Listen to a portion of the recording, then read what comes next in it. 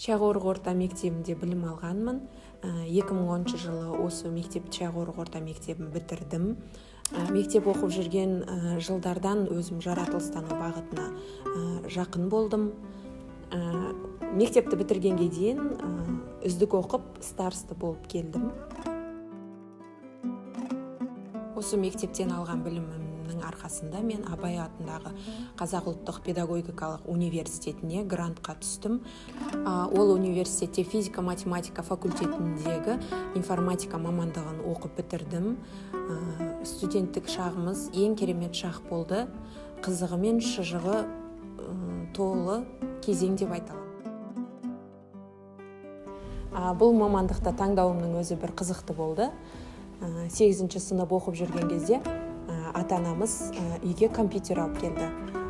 Сол компьютерді үйдегі сіңілдеріміз бәріміз таласып, бір апта бойы сол компьютердің алдынан шықпай қызықтадық. Сол кезден бастап өзім ақпараттық технологияларға жақын екенімді түсіндім. Сондықтан 11-ші сыныпқа келгенде бірден информатикасын мамандығын таңдаймын деп өзіме мақсат қойдым.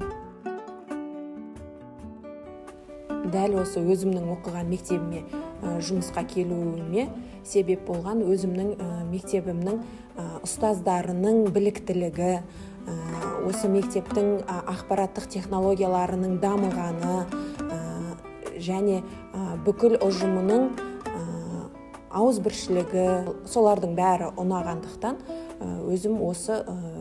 өзімнің бітірген мектебіме еңбегімді сіңірейін деген мақсатпен келдім.